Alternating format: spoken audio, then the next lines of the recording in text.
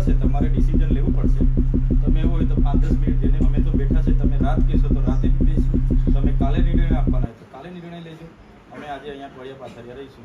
ડેડિયાપાડાના ધારાસભ્ય ચૈતર વસાવા આપણે ઘણા બધા એમના વિડીયો જોતા હશે કે અનેકવાર તેમને જોયા હશે, જે કોકવાર પોલીસ સાથે એમનો સામનો થતો હોય કે પછી આદિવાસીઓ માટે હકની વાતો કરતા જોવા મળતા હોય કે આદિવાસીઓ યુવાનો માટે રોજગારી આપવાનો પ્રયાસ કરતા હોય કે પછી કોઈ સાંસદ સાથે બબાલ થતી હોય, એમ ફરી એકવાર એમનો વિડીયો સામે આવ્યો છે. શું છે એ જોઈએ.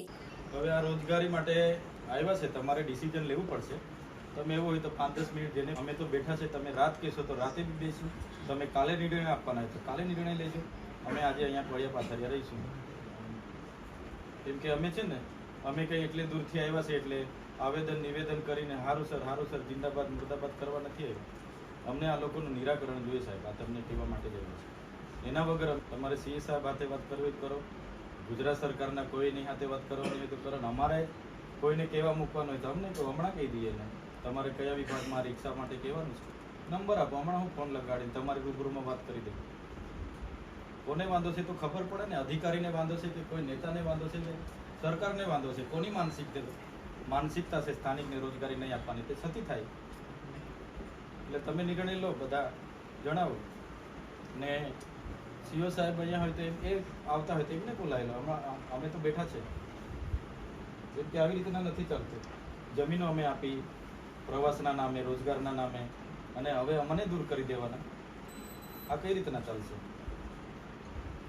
તમારું સ્ટેચ્યુ નહોતું ને ત્યારે બધા લોકો ત્યાં ભગવા મૂતવા જતા હતા. સાચી વાત છે કે સાધુ ટેકરી પર નાનું મંદિર હતું, ત્યાં જતા હતા. તો સ્ટેચ્યુ આવવાથી કે અમારે દૂર નહીં જવાનું, અમારે ક્યાં જવાનું? અમારી જમીનો બધી જતી રહી. તો અત્યારે ડબલ એની જમીનો અહીંયા તમે બધાને પધરાવીને બેહીને શ્રી સરકાર કરીને IAS ના પ્લોટો પાડી નાખ્યા. આ બધા મોલોમાં ભવનોમાં અમારું ટ્રાઇબલ બજેટ વાપરી નાખ્યું, અને રૂપિયાના ટોકનમાં તમે રિલાયન્સને સફારી પાર્ક આપી દીધો 200 કરોડનું. ચિલ્ડ્રન આખું કૌભાંડ તમારે હમણાં એટલું બધું છે ને, ચિલ્ડ્રન પેલું ન્યુટ્રિશન પાર્કમાં. એટલે અમે એનું નથી જાણતા, એવું નથી. તમારું આ UDS ને બધાને કહો કે આવી બધી માનસિકતા બધું મૂકે. બાકી જે દિવસે અમે અહીંયા ઉતરીશું ને, ભૂતકાળ અમારો પૂછી લેજો. અહીંયા તમારા કોણ હતા? નિલેશ દુબે, ભૂપે, બધાને. હા, અમે કોઈનાથી બીગવાવાળા લોકો નથી, બરાબર છે. અમે લડીશું. પોલીસ મૂકવી હોય, આર્મી મૂકવી હોય, મૂકો. પછી આરપારની લડાઈ થશે. આ તમને કહી દીધું, નિર્ણય લો. અમે લોકો કઈ અમારા બૈરી પોયરાને અહીંથી બિસ્તરે પોટલે બાંધીને અમારે કઈ સિટીમાં મજૂરી કરવા જવાનું? અમારી જમીનો શું કરવા લીધી તારે? નર્મદા બનતું હતું, નર્મદા પરિયોજનામાં અમે આટલા બધા ગામો અહીંથી વિસ્થાપિત કર્યા. હજુ પાણી અમે દૂરથી જોઈએ છે. પાણી કચ્છમાં નહીં, તમે દુનિયામાં લઈ જાઓ, પણ તે નજીકને અમને કેમ નથી મળતું? શું અમારે આની આઝાદી અમારે છે? આની આઝાદી છે અમારી. આજે વીજળી અમને નહીં મળે. અહીંયા બાજુમાં શાળા, આટલું મોટું કેવડિયા, આજે ચાલો પ્રતિમા બની અભિનંદન તમને આપીએ છીએ. દુનિયાના લોકો આવે છે આ શાળા માટે. હું 2 વર્ષથી આંદોલન કરું છું. 2 વખત મુલાકાત લઈને ગઈ. બિચારાઓને ભાડાના મકાનમાં આટલું બિલ્ડિંગ બન્યું તો 2-5 કરોડ અમારા બાળકોની શાળા બનાવવા બી આપતા તો શું વાંધો હતો? અમારા બાળકો ભણતા, તમારા જેવા IAS થતા ને. આજે તમે રિયલ એસ્ટેટમાં અમે 60%, અમે 15% ગુજરાતમાં આદિવાસીઓ છે. દર 7 વ્યક્તિએ એક આદિવાસી છે. તમારા જેવા કેટલા અધિકારીઓ અમારા છે? બતાવો. કોઈ નહીં મળે, કેમ કે અમને શિક્ષણ જ નથી આપવા માંગતા.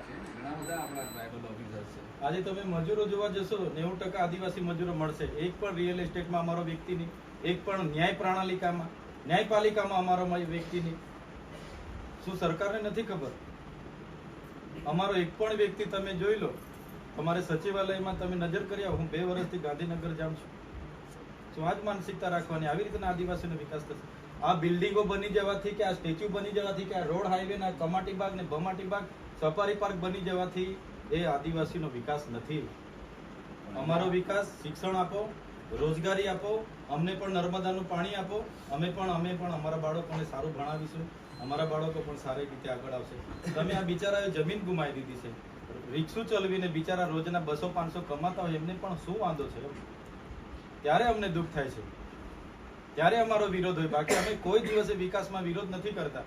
નથી અમારા પૂર્વજોએ વિરોધ કર્યો. જે પિંક રિક્ષાઓ છે અહીંના જ બહેનો છે ને, બહારથી તો આવ્યા પીક નથી. રિક્ષાઓ બી ચલાવો. એમને રોજગારી મળે કે પીક નહીં રિક્ષા મળતી? મેં તો કહ્યું છે ને, હજુ બીજી હો રિક્ષા લઈ આવી ગયા. બીજી હો રિક્ષા આપો, પણ આ હો રિક્ષા વાળાને તમારે અહીંયા ચલાવવા દેવા પડશે. એમનું ગામ લીંબડી છે, વાગડિયા છે, કેવડિયા છે. એ બિચારા રિક્ષા લઈને કઈ બીજા શહેરમાં જવાના કે અમારા લોકો અહીંયાની ધંધો કરે તો શું બોમ્બેમાં ધંધો કરવા જવાના છે? અમારા લોકો અહીંયાની રોજગાર લે તો શું અમારે અમદાવાદ મજૂરી કરવા જવાનું છે? એટલું તો કોઈ બી અધિકારીને મગજમાં બેહે કે નહીં બેહે એમ. વિસ્તારો અમારો, જમીન અમે આપી દીધી યાર. વિકાસ માટે અમે કાં કોઈ દિવસે વિરોધ કર્યો છે? પણ અમને એક બાજુ પછી ભીલવાડામાં જ કાઢી મૂકો તો અમારે ક્યાં જવાનું?